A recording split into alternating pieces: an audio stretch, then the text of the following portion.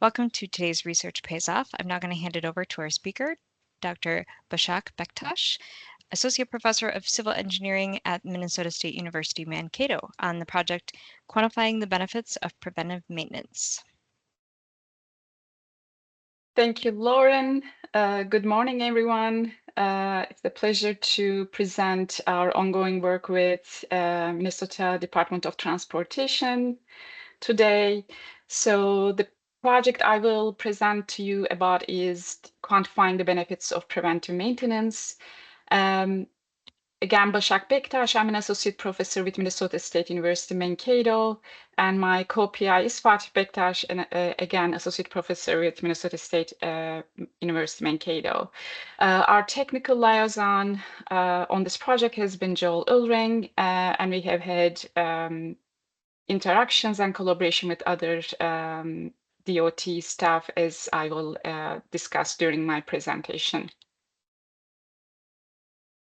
So in my agenda for you today, and I'm hoping to keep this 30 to 40 minutes so that we have time for questions, I'll go over our research team, the research problem, our approach to the project, the progress so far, and our key findings until now. So my expertise is in infrastructure asset management, data analytics, and performance modeling, but I've focused in my career mostly on bridges. Some relevant work to this particular project has been the protocols for concrete bridge deck protections and treatments with Wisconsin Highway Research Program and the Federal Highway Lifecycle Planning for Pavement and Bridge Assets. Especially the Wisconsin Highway Research Program study tried to look at data-driven treatment efficiency. So it is relevant in that sense. So with that, I will have my co-PI, Dr. Fatih Bektaş, introduce himself. Hello. So my name is Fatih Bektaş. I'm also an associate professor of civil engineering at MNSU Mankato. So my expertise is on mainly concrete pavements, and I also done research on pavement management systems in Iowa. So I am involved in this project on the pavement side. So that's how my expertise helped with the project. So I'm happy to be here. And back to Dr. Bektaş. And so any difficult payment questions, I will request that the other Bektaş responds. But also, this is a very data-driven study that I will get into the details with. So we also have had 4 research assistants over the time that helped with certain aspects. This is actually the first year as we wrap up the project that I don't have any research assistants this year, but these were mostly students from the data science program here. And they have helped with the data processing side. We had Jaswant, Priya, Ashwarya, and Neha also help with certain aspects of the project. So let's look into the research problem as we defined in the proposal. So one challenge with, in general, asset management that we have is that we have models and we have estimates and assumptions on treatment efficiencies, but we don't always have data-driven studies due to the limitations sometimes with the data, and actually asset management being a newer field. So although as people who are in the field, we are absorbed and we do things, actually we are, when we look at the history, some of the data resources we have, it's still a growing area. So then in that context, we look at preventive maintenance and early interventions.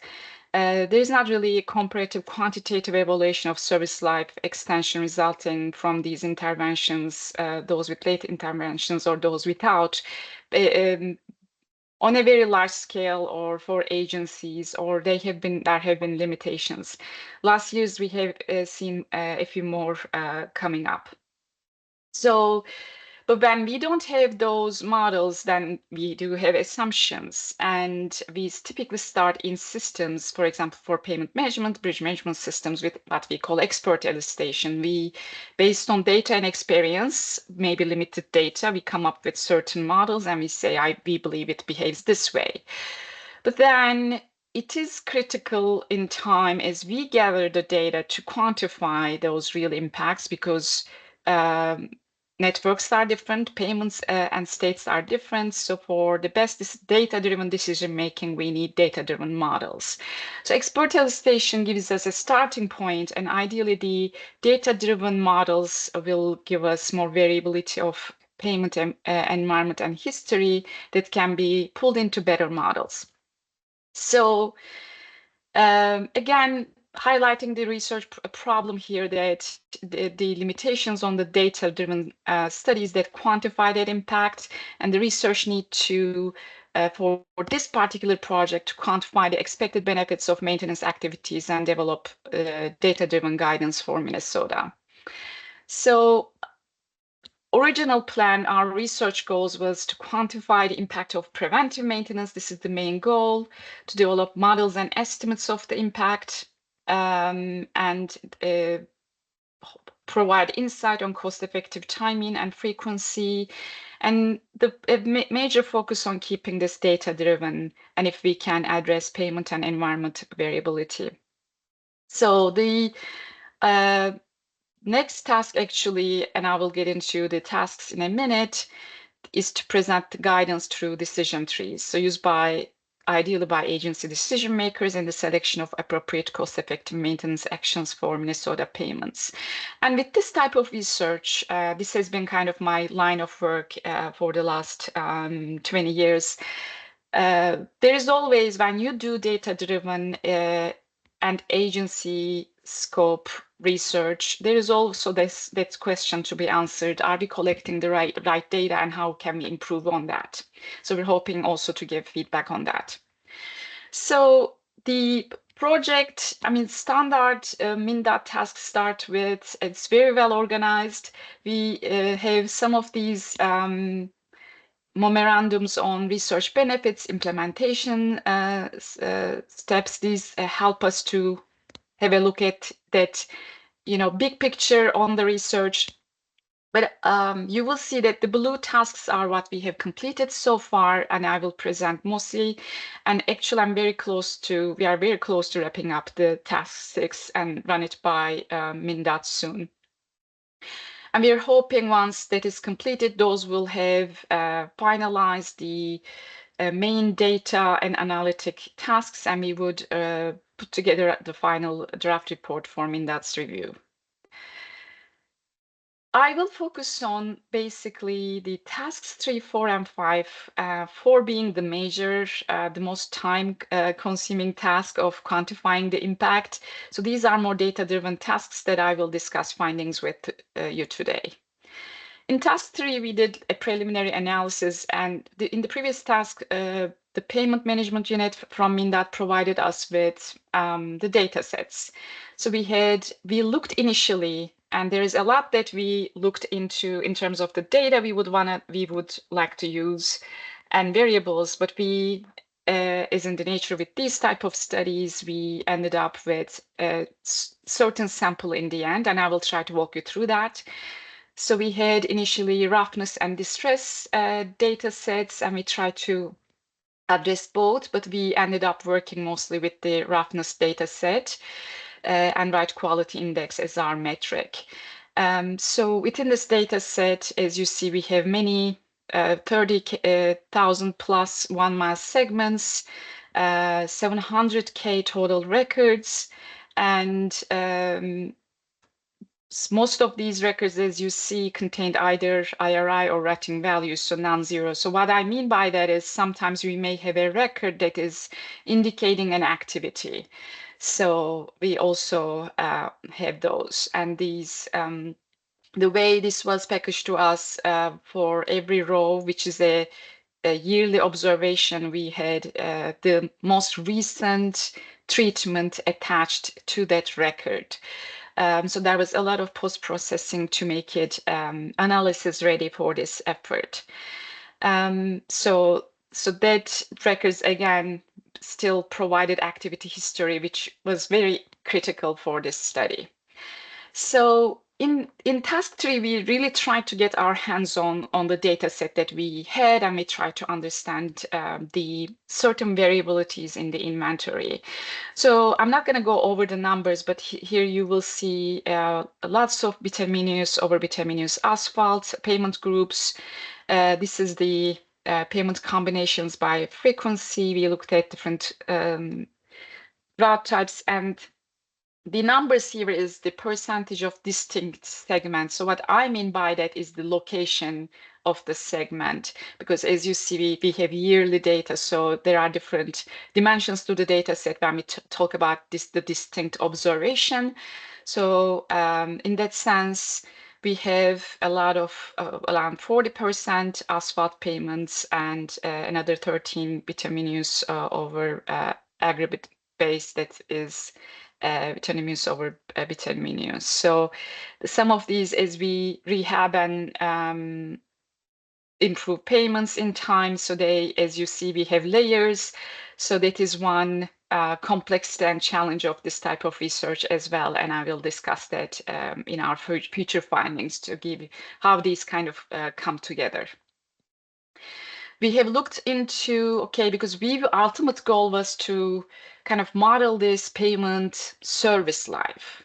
And given this data and variability with different payments, with different histories of activities, and keeping the focus on preventive maintenance, we studied the data to see how we would be able to create samples that will serve the data analysis. So as you see, we also then, okay, we said, what are the common activities by distinct segment numbers? Which type of payments were most treated by which activity? So you'll see a lot of chip seal and maintenance patching, and these are, again, the segments, and where we did have these activities, and it gives you a perspective on the work done by MnDOT. And we have, as you see, some of these identified as potential preventive maintenance, because we initially wanted to also describe what preventive maintenance is for MnDOT through this research, and we had some challenges there. But then, as you see, in a certain payment segment, you may have multiple occurrences of these as well. So those are also marked in a larger so that's basically indicating that this doesn't mean that that activity was done once in these segment groups. So then we looked at number of distinct segments by total number of activities, because in certain segments, as you see, we had maybe even up to 11 activities. Some had 9 activities over the period of time, which is around 35 years that we had data for these segments. But as you see, like 90% of this data set had up to 5 treatments on the payments. So instead of focusing on like some of the limited observations, we started with, okay, let's try to summarize the part of the network that had up to 5 activities. How can we sample payments with what we believe are preventive activities? So again, the motivation here is finding those representative life cycles for the economic analysis. And then we looked at most frequent treatment combinations. So when we look at these up to 5 activities, what are the most common combinations? Again, in our pursuit of finding and grabbing these life cycles that we can do data analysis on. So a challenge here becomes, okay, when we locate and find these segments, or let's say starting with some preventive maintenance to rehabilitation. And I will show you what these numbers mean in a minute for especially people who are not from MnDOT payments area. These are all the activity list codes are coming from MnDOT definitions. So we looked at again what are the count of these distinct segments and what is the percentage in the data set. So the task 3 in preliminary is trying to really get our hands on the data to understand and figure out how we should create samples for the next task.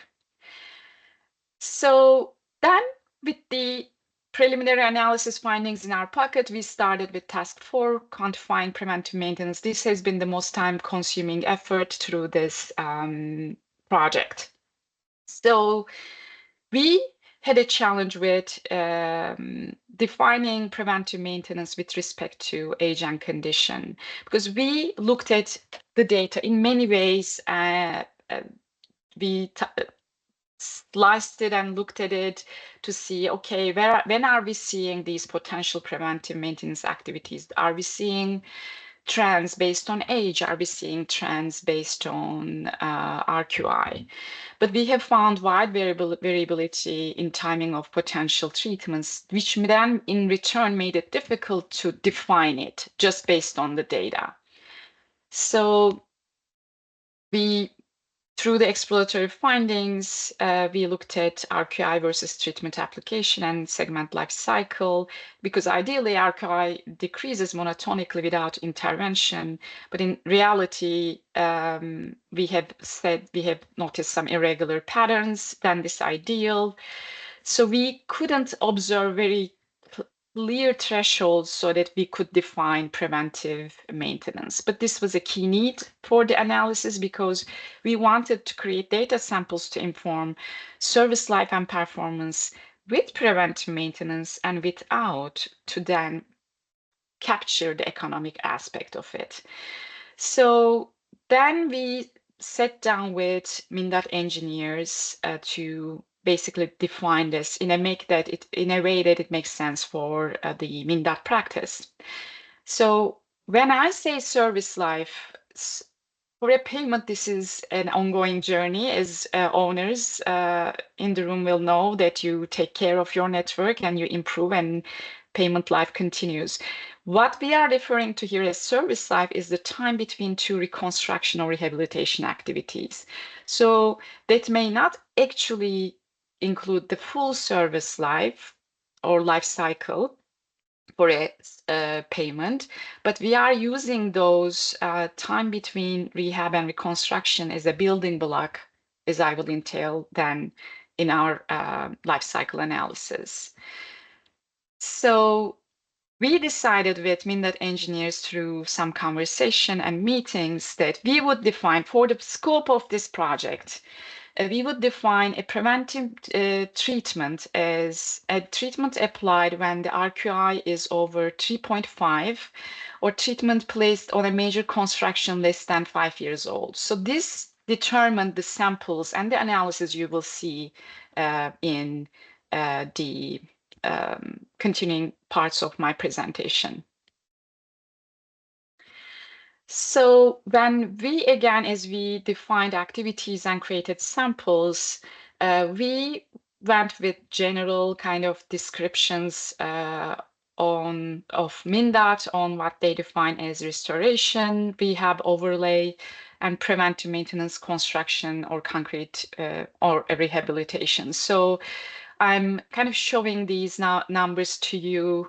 They are not very critical, and I don't expect anybody who is not from MnDOT payment office to remember them. But basically, my motivation to share this is we work with the agency descriptions, and then based on the this preventive maintenance definition we defined basically these different types of activities to create our building blocks for the analysis.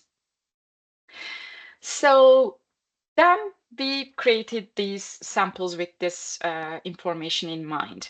So as you see, for service life without preventive maintenance, so these are observations of payments, right? And between the two rehabs or reconstruction activities, we haven't seen a preventive maintenance activity, which is in this list, and which is also defined as such, right? RQI over 3.5, treatment was placed on a major construction less than 5 years old. So we had around 1,200 observations, heavily on the asphalt, as you see, but quite a bit concrete as well. And so this created our kind of sample for service life without preventive maintenance. So as you see, not all payments are as represented, which also then determines within the analysis, what we can speak to. Then we had two types of service life with preventive maintenance. The first one you're seeing here is when we had only one preventive maintenance between rehab and reconstruction. And with some, we had 2 p.m., 2 preventive maintenance activities with rehab and reconstruction. And you see also the distribution of the payment types is different. So we have more concrete payments here, and we have more asphalt payments when we observe more than one preventive maintenance activity. This is also related to the nature of the payment. For one preventive maintenance observations, so most frequently they start with a construction activity. We are typically seeing maintenance patching or joint seal, joint repair, and then followed by, and this is, as you see, this is heavy on the concrete, right? So then followed by a major rehab, major CPR, unbounded overlay. And then for the ones with 2 rehabs, most frequent sequence is that asphalt on rural, followed by 2 p.m. treatments, typically crack repair, chip seal, crack fill maintenance, patching, and spot overlay in that order. This is kind of, the order is by the order of frequency here. So then we took these times, and of course we are observing the time they stayed, right, between the rehab and reconstruction, not having a preventive maintenance activity versus having some. So we looked at alternative models. What type of, I had an expectancy that Weibull would win this race, but we looked at different models through statistical software, and basically found, based on different evaluation criteria, that Weibull presents the best fit for this data set that we have. And that's what we use for our statistical models. So Weibull is a continuous probability distribution that is extensively used in this type of work. I have used it for Iowa bridge models before, but basically it has 3 main parameters: a shape, a scale, and a location. I will focus on the first 2. They are more relevant to our scope, but typically for a bridge or a pavement, you have a shape parameter that is more than 1, which indicates a decreasing failure rate. In summary, this means that deterioration worsens with age, and that is very typical of our assets, our bridge and pavement assets. And the scale parameter, in a way, shows you a characteristic life. So how long, basically, do we see these payments survive, if you will? So the point at which around 63.2% of the items have failed if we had a constant rate. But within this, I would like to focus basically all of the betas you will see will be greater than 1, and the scale provides you with a metric of service life expectancy. So when we finalized our models, we have seen, and you will see, not for every type of pavement and number of preventive maintenance activities, we had observations that would create models that we would be confident in. Obviously, 6 observation, 12 observation data set is not that does not provide you with sufficient observations. So we are not claiming that we have confidence in those models. We utilize in our analysis those that we were able to observe certain trends. As an analyst, you always wish to have more, but when certain variabilities are introduced to the data set and sampling is limited, you need to basically speak to the confidence or the variability that you can observe with a reasonable number of observations. So basically for what I will call the BOP payments, these are again asphalt. median life increases with 2 p.m. treatments. So again, this is your scale from, think of this as 15 years to 20 years. For bituminous over concrete, 19.5 to maybe observing, for this one, we have more of the 1 p.m. because of the concrete nature. So you have some increase in the service life, slightly higher. Again, we're seeing with 2 p.m. This BOB payments, right? We have 2 p.m. We are observing more of that increase, and we had a few more observations there. And concrete doubled again with 1 p.m. We are seeing some increase in that service life. But this is again one aspect of the analysis, the service life. So then we gather these findings to look at the life cycle cost analysis. Okay, so then we observe some service life extension with different variability in the types of payments. What does this mean in terms of the economics? So, and again, we discussed this with MnDOT engineers, payment life cycle in Minnesota. What does it look like? How does it entail? How is it related to the findings we have already had from the analysis?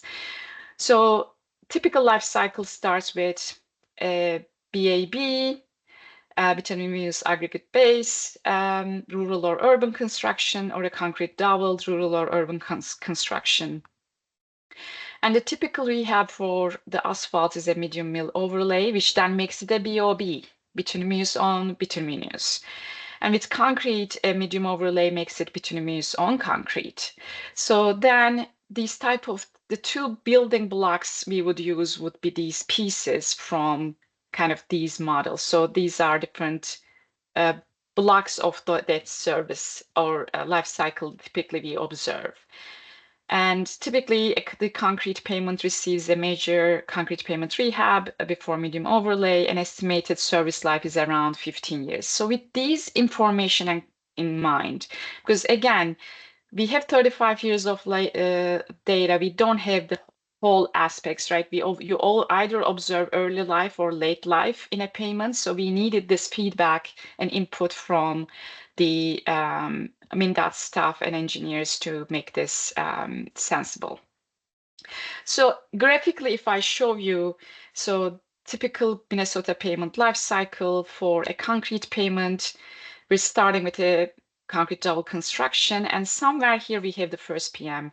I'd like to highlight that when I show you these arrows, and I will talk about how we then did this Monte Carlo simulation, where these arrows are placed are informed by our data analysis.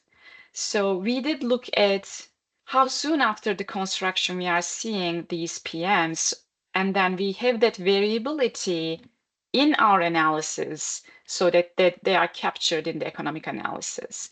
Or when, so between, so the models, Monte Carlo, Weibull models you have seen, basically that variability is captured between the orange arrows.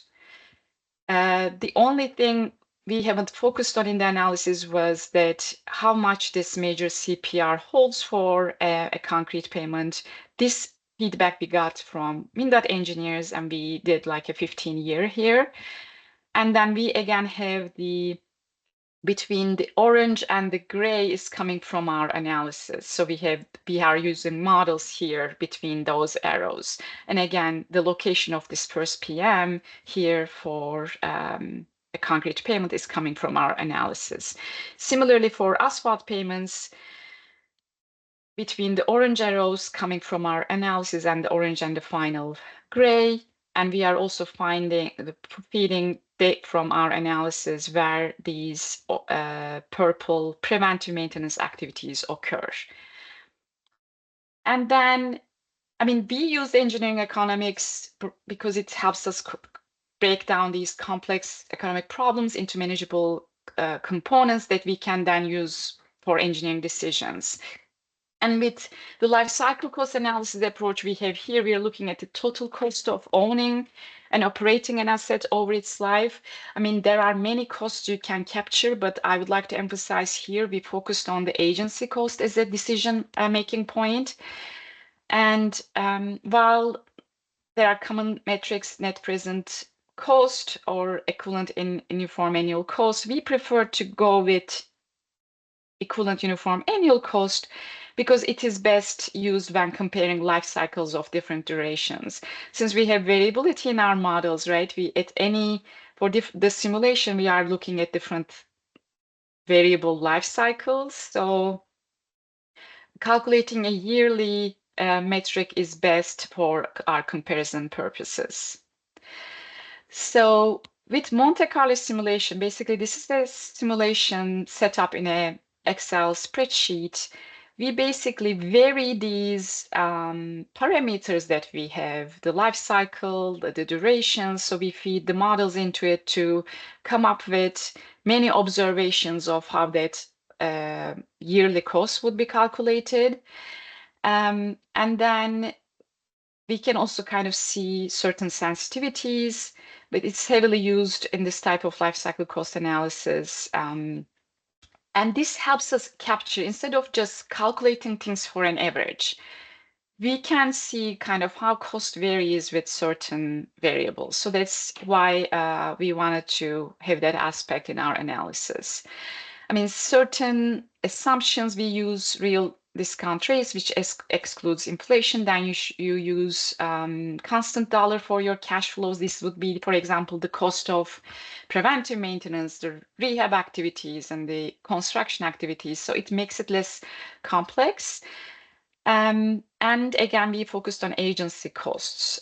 We have not, for the scope of this study, looked into alternative costs, user costs, social or environmental costs.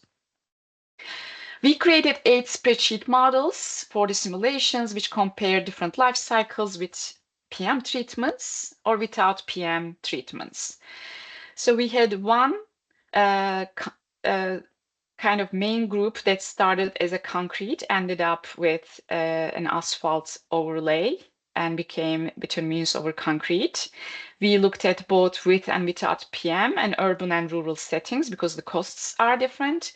And then we have an asphalt payment, then we have an asphalt overlay, and again, similar setting for different costs, and without PM to see the life cycle cost aspects. So here we have time to PM, so basically randomized using normal bonds. So with this variability, so we didn't want to go into extreme observations, but we kept it between one standard deviation up and down from that scale parameter that we have observed, which would capture 60-65% of all observations.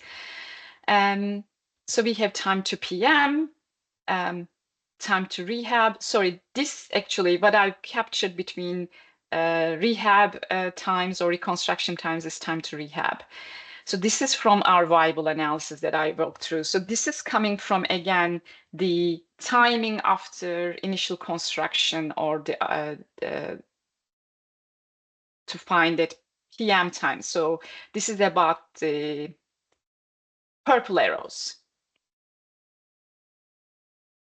And then we, based on, again, agency information, we calculated costs and we captured the present value for the life cycle of any costs, and then we annualize all of these costs in the end for per mile metric.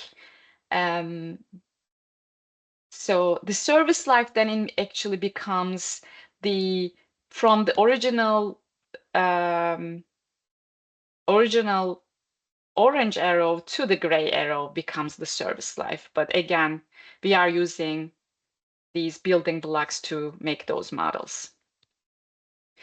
So this is kind of typical input for a spreadsheet. We would have, this is the kind of parameters for the Weibull model, the upper and lower limit, the standard deviation, and these are all captured in then our runs for the Monte Carlo simulation. We have the initial construction, and then what is the rehab. So the types of things or treatments we are selecting here are the most common ones. So again, informed by our data analysis. And then once this gets an asphalt overlay, and then we have a change in our pavement type, and we have an expectancy of that service life and the preventive maintenance activities. So as you see, these are kind of the locations of where those purple arrows would be, where the preventive maintenance activities would be. And the simulation is taking these into consideration. So we have many rows of these simulations. For each line, it's a different scenario informed by these parameters. And then we have an equivalent uniform annual cost for these payments. As you see, this is variable, some is a 35-year life cycle, some is a 51-year life cycle. So we have that variability captured. In the end, when we looked at the life cycle cost estimates, we have seen that for all of these settings, when we have preventive maintenance, we have annual savings on a mile per segment basis between when we do preventive maintenance or not. So here, the assumption is that since this is a focus on the impact of preventive maintenance, we are comparing what if a pavement combination never received preventive maintenance versus if it received, right? So basically, concrete pavement, this is the mean service life. So you see kind of that extension, and then you see the annual cost, and you see the savings here. So this is added service life with the preventive maintenance. This is again for asphalt payments. You see the annual savings, and then you see the added service life for urban settings first, and for rural settings in the other case. So overall, our findings so far indicate that preventive maintenance as a strategic investment makes economic sense. So we have looked at 4 payment configurations in rural and urban settings, and we have observed that overall with preventive maintenance, we have lower life cycle costs and longer service life. So the quantified benefits for rural settings for this combination of asphalt payments, we have around 5.2 years added service life and around 10K per mile savings for cost to the agency. And for urban settings, around 6 years of added service life and around, again, 10K savings. For concrete payments, added 5 years of service life and again, more modest, but cumulative effect that is still budget significant. And I would like to hear also kind of speak to, because it always comes up a comparison between asphalt and concrete, and I would like to discuss the limitations we have in this type of analysis. First of all, we focus on agency costs only. We did not include user costs or asphalt versus concrete performance differences. We use these payments in different settings. So we don't have design factors such as traffic, long-term performance, environmental conditions, and so on. So therefore, the findings here should not be interpreted as comparing concrete and asphalt payments, which is more cost effective and so on, because there is a lot that we have not looked into. These payments are applied in different settings, and concrete payments also, we have more difficulty capturing the entire life cycle because we have 35 years of service data observations as I mentioned. So, so I would like to emphasize that that should not be a comparison, and that's not the intention of this study. So overall takeaways, we so far have observed that preventive maintenance provides both cost savings and asset longevity, and supports continuation and expansion of MnDOT preventive maintenance programs, which is very critical for sustainable transportation asset management. And with that, I will stop sharing, and I am 40 minutes in, so this gives us time for questions. With that, I will pause here and see what we can answer for your questions. Thank you. I do not see any questions in the chat, but if anyone would like to unmute and ask a question or make a comment. Yeah, Lauren, this is Jim Preston. Is there any consideration with the preventative maintenance on the safety aspects? Because I know that's been a pretty big topic lately. Has that been taken into consideration as well? No, it was not within the scope of this study, and there was not an interest. I mean, basically, our task was to look at like the service life extension and the economic aspect. So it would be great to look at that in another phase and a continuation, but within the scope of this, we have not looked at it, no. Okay, thank you. The only reason I ask is from the economic standpoint, the amount of litigation that comes into play with some of these topics.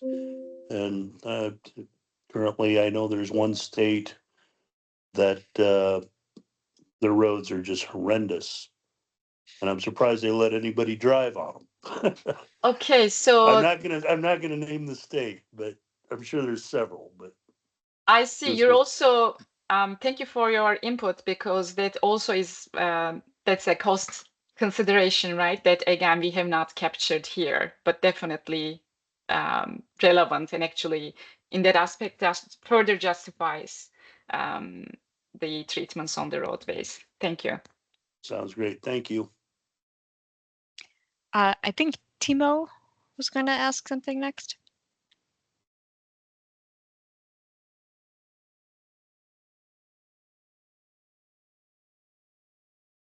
And I'm not hearing anything. Okay. We do have a question in the chat, but let's move to Bernard. Yes, thank you. Well, first of all, excuse me, I'm so sorry about that. I'd like to salute the principal investigator and the co-PI for the work they have done. You know, all these analyses that you did, these are the kind of analysis people run away from. But this is what we need, you know, to be able to quantify things, get into operations research, and quantify things, the labor involved in preventive maintenance, and be able to say categorically that this is the benefit we get from doing preventive maintenance. These kind of studies are very useful to us, particularly in the decision-making process, and I like to salute them quite a great deal for the work they did. And having said that, you know, I'm sure a lot of people who are very concrete, you know, minded, I think thinking, oh, throughout this period, we didn't hear anything about diamond grinding. We didn't hear anything about joint sealing and so on. Well, that's because it's a very large project. We had to deal with all the aspects of interventions that we can come across in the entire network. So, but I'm just thinking, can the PI shed some light on, imagine a scenario in which maybe we'll come up with what are the benefits of joint sealing on the extended life, on the either the beta or the scale parameter of concrete. If we do joint sealing okay, versus no joint sealing. Or if we come back a few years, maybe the 4th year or so, and do a joint resealing, you know, would that, is that the kind of, is that something that, based on what you have done, is that something you can do? Thank you, Dr. Zebekay. First, I need to also say thank you for your feedback and your kind words. This project, and we have learned a lot through this project. We have got to know the data, and we have gotten good insight from Dr. Zebekay, Mr. Steven Henriks from MnDOT, Joel Oldring has been great support as we shuffle things. So there is, we learned a lot about the data set. So my beginning of my response actually is that I think there is I think you're talking to the efficiency, treatment efficiency for specific treatments, right? For different payment types. Yeah. So I think if we pursue that, I would sample differently now, knowing the data set better. Good. And I think there's definitely potential to do those things, but we need to be smarter about the sampling. And I probably would keep it more targeted. We wanted to do everything with this, and it's, as you noted, this is a very big data study, but I think there are definitely venues to look into specific treatments and how they impact service life to come up with similar analysis in future. Thank you. Before we move on to Timo, who has his hand raised, I will read the question in the chat. What percentage of the analyzed segments had PM activities already performed on them?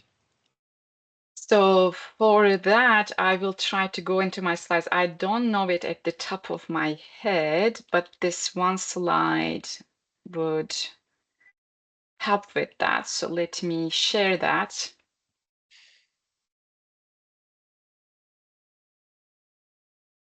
So if I go back, so this is showing us the most frequent combinations.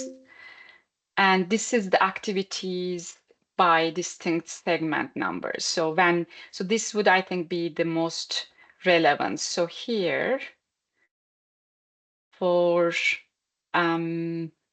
so we are defining chip seal and potential preventive maintenances and asterisk next to it, right? So these are the percentage of distinct segments, so distinct locations that these treatments were applied to. So as you see, the maximum we are observing is with chip seal, 13% of the payments got that treatment. And we have, again, quite a bit of maintenance patching and crack filling, crack sealing. And they are also in, since the network is on the heavy on the asphalt side, the sample we have looked, right? And then you're seeing such activities as well. So I hope that answers your question. And if there are any specific ones, I'm happy to provide from the data set. Thank you. Looks like that did help answer his question. He said, thank you. All right, Timo. Okay, thank you. Thank you. Very, very interesting, interesting presentation, and the topic is exactly what we here in Finland have been doing the last 15 years, trying to get analyzed life cycle costs with the different and with the preventative, but also proactive maintenance issues. And on our anyway, on our experience, for instance, if you have been working on RSE or right quality index, which is a roughness in a way, if you have been doing, we've been testing that at least in Finland, any kind of function of lifetime systematic like a fatigue compared with the IRI values, we have been almost like impossible to get, and the reason is that the years because we have very harsh winters as you have in Minnesota also, and the years are changing, and IRI values depend so much even when you are measuring them. That now we are thinking about changing the and of course question is that are you measuring in the late summer, early fall when the roads are smoothest, or are you measuring or actually we have found out that in Finland our roads are smoothest in November when after the summer when the surface is frozen. It's not frost is not any yet acting, but in top 4 inches is frozen. Then roads are smoothest, and then when the frost goes deeper, the roughness starts to increase, and that is why it's really like difficult to use roughness on this type of life cycle index. Also, we've been trying to work on pavement distresses, but on the other hand, if you are talking about preventative maintenance, if you see distress, you have already lost a game because you should react before you see the distresses, and in that way. But anyway, very interesting, presentation. Also, what we have been seeing quite much aerial differences also, and one interesting issue, if you have already 30 years of experience, is that you should look at the even you told that you haven't done environmental, but if you see a harsh winter, then you start to see more. On the other hand, if you see also on the other side, if you see a winter with a huge amount of freeze-thaw cycles, that's also bad. That's in a way the medium cold winter with no big fluctuations seem to be very good. And finally, our finding on the life cycle cost is that it is amazingly big difference on also on drainage maintenance and winter maintenance activities, and especially on the winter maintenance, how you remove from snow from the pavement surface and road shoulders. We have even found out that private contractor changes in certain areas, and the roads start to deteriorate to a different level. So these are it's a tremendous task what you guys have over there, but this is as you said, and you have just started. All the best for your efforts, and you are on the right track, because once I can tell already that once we have now found a working models for life cycle cost estimate, it starts to rule everything on our maintenance decisions, because euro or dollar is always the best consultant. It's not the moduli or anything else. They are the consultants that have finally the big issues, and life cycle cost estimates, preventative proactive maintenance is definitely the future. Thanks. Thank you so much for sharing that feedback. And I took notes because definitely these are, you have given us great things to think about and hopefully address in future as well.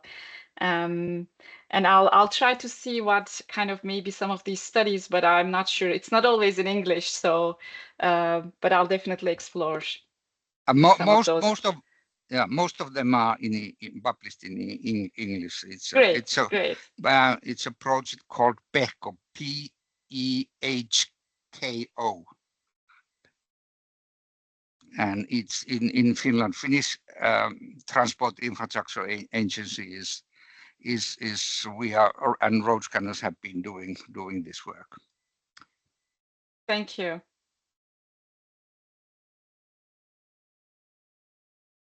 Any other questions?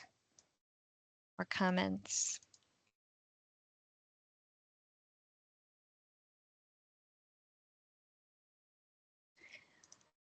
Oh, I see. So Jaren says, great presentation. What tools did you use to categorize and understand the big data set you had for this study? Have you used any AI? No, thank you for this question. No, we haven't used any AI. So we used mostly for processing the data, structured query language, and R models to prepare our data sets. And then the survival models we have done use a SaaS platform.